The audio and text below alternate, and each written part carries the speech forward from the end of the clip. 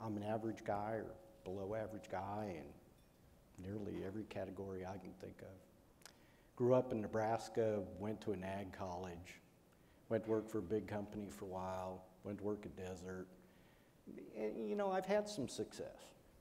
I have. What's my skill? I'm hard pressed to put my finger on one. But I thought about, you know, what really has led to my success? And it's been the people that I've been around, the partners that I've chosen or hired, however you might want to look at it. You know, in tough decisions, let's kind of go through a quick life roll of tough decisions.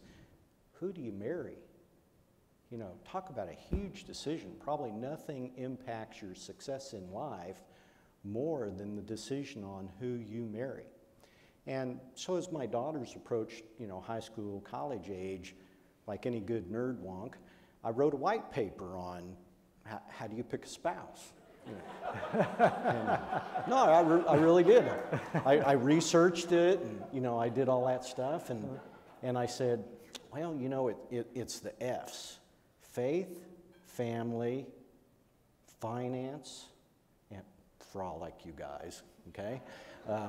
And I would add food because I like to eat. But, so that's what I think has become the core that I put in that white paper. And just as an aside, I went and visited my youngest at school, and she introduced me to the guy she was dating, and I'm like, rolled my eyes, and got back home, sent her another copy of the white paper. And she calls me up and goes, Dad, you know, you've sent me that thing 3 times.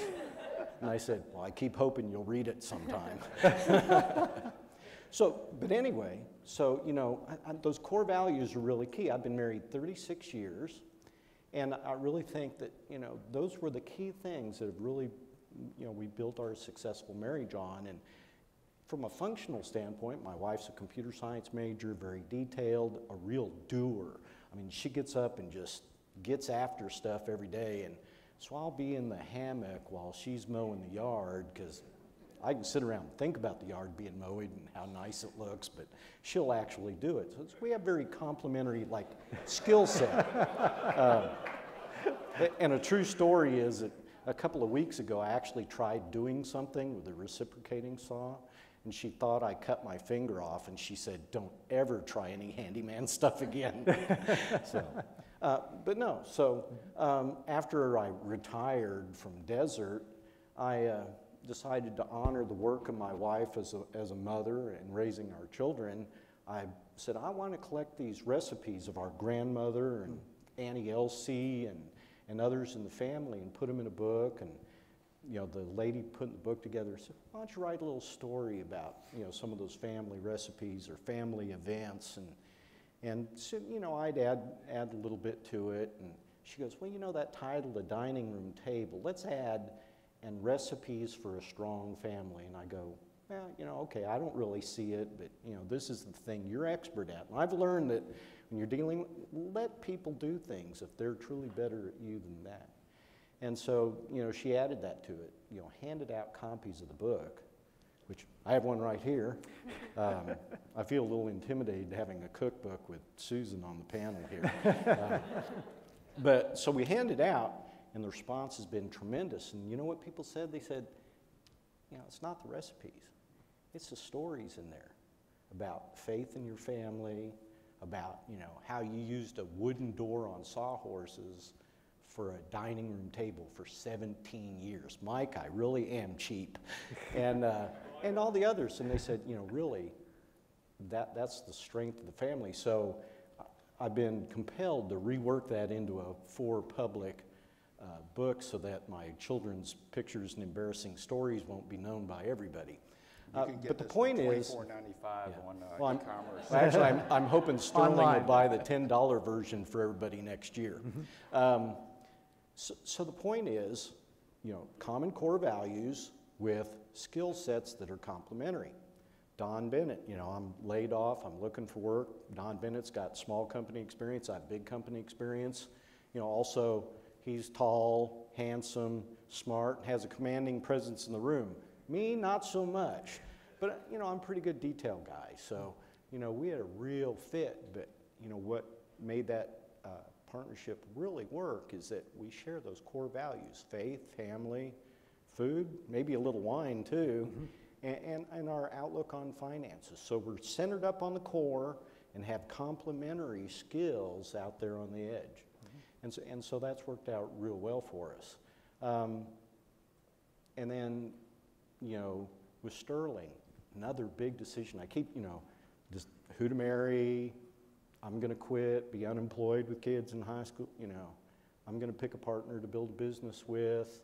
You know, these big decisions. Now it's Don and I are running Desert for a while. Pretty successful beyond our imagination anyway, or what we ever expected. It's like, well, where are we going, Don? You know, let's have a drink. Where are we going with this?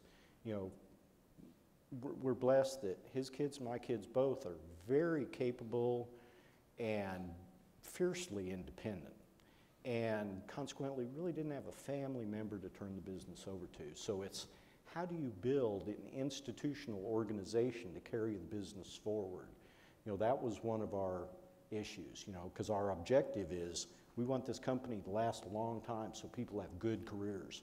You know, we'd looked at several companies where the owner had held it too long, and when he went to sell, he didn't have anything to sell, because when he walked out the door, there was nothing left. So we're wary of that. And we've been in the oil business, watched it go up and down, and we're like, sure be good to take some chips off the table now. We said, you know, there are people that are expert at taking companies from where we're at and carrying them forward. We said they're private equity guys. The other thing they know how to do is they have some skill set we don't have, which is financial engineering, how to use leveraged equity to go out and make acquisitions on a non-recourse basis and continue to grow the company. Now, you know, Don and I are in the position, if we go out even take non-recourse, you know, financing, and we don't hit the marks and it goes under, we lose the biggest asset we've got. So this is like the perfect combination where we take some chips off the table and, hey guys, let's go swing for the fence. So we really like that. So we start running this little process where we're interviewing private equity firms. And Paul Sepinen gives me a call and like, yeah, we'd like to talk to Sterling. You know, we've seen a little bit about him. We like what we've seen so far. And I shipped him white paper, and I was surprised, you know, you guys didn't go, you guys have a white paper all ready to go on this, that you didn't realize that we were talking to a number of companies. But so Mike and Alan flew down to Dallas and we met, and, you know, Don and I afterwards go, you know, what do you think? Well, you know, we've looked at their website, long track history, they know what they're doing playing at this level. You know, that Mike Dre guy, I can work with Mike Dre. You know, just, he's the kind of guy I've worked with plenty of times at plenty of companies. I can work with him. And Alan, you know, Don goes, you know, Alan picks his words very carefully, and I think that's because he intends to absolutely stand behind whatever he says. If he says Sterling is going to do something, I really have faith that Sterling's going to do that. And we walked away from that meeting with a very good feeling about Sterling sharing, you know, our core values. These were good men, good people. And I flew up to Chicago to meet some of the rest of the company, and Brennan and Stephen and Rick and I went out to dinner with a cast of, felt like hundreds because I was the only Desert guy there. But, you know, we talked about kids and we talked about family and we talked about our dreams, and you know, it was comfortable. It really was comfortable. And based on that, we decided to move forward into the LOI, and, you know, had to do a little pushing around to get the right price, and we had to say, well, we got somebody else that we really don't want to sell to because we'd like you guys better, but we'd like to get that extra money out of you guys. And we found a price that we could, you know, live with. It wasn't the highest price. You know, we took a pretty good lick to go with Sterling over other people, and we felt comfortable with that because of the strength of the character that we saw in Sterling. So then, you know, we get through the LOI, and boy, you know, it's kind of like asking a girl to get married. You always wonder it's going to be like after the marriage. Mm-hmm. So, you know, we're going through due diligence, and I'm like, gee, this is like a legal and a financial colonoscopy. And then, you know, they bring me up to Chicago, and it's like, you know, CEO onboarding, and I told Mike, I go, this is CEO waterboarding, not onboarding. and I'm stressed, you know, how you look at a dog or an animal and you go, boy, he's under stress. And that's when Julie walks in, Julie Stacy, and I'm like, she's like, Doug, I'm here to help you out. I was so thankful.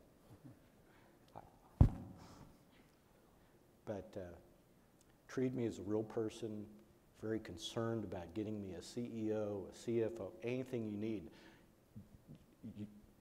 It's gonna get busy, and I'm like, man, I'm so glad that I got one person over there. And so, you know, we close in March 30th.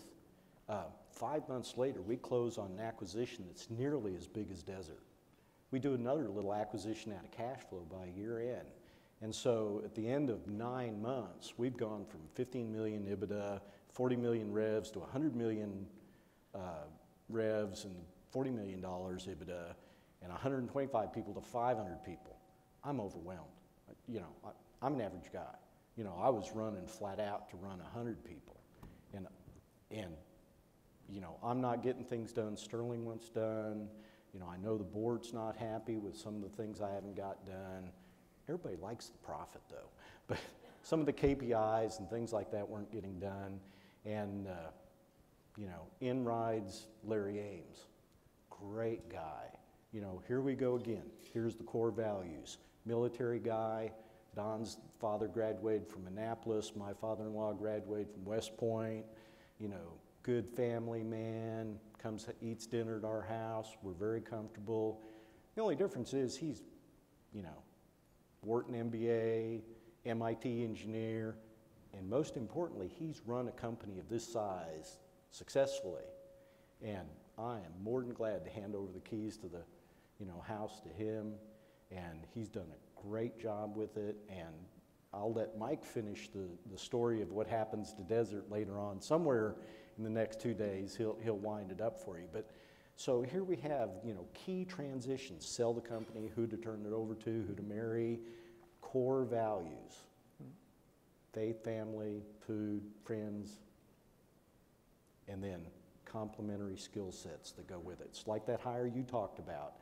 It didn't feel right, great resume, didn't fit on the core values.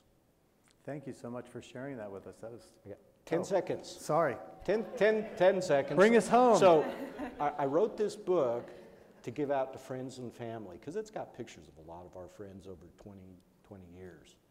And so, you know, this particular one says, to Julie Stacy, and I won't read the inscription, but we certainly feel like she's our friend and family.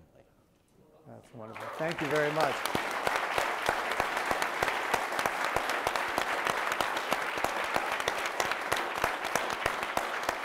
Come on, Julie, come on up and get your book. Let's thank our panelists. Thank you so much for sharing with us today and for being great partners. So thank you very much.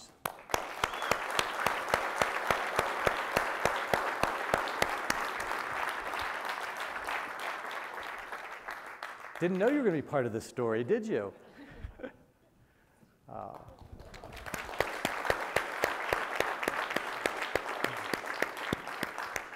So now we are off to a break, and let's be sure, how long is the break, Brennan?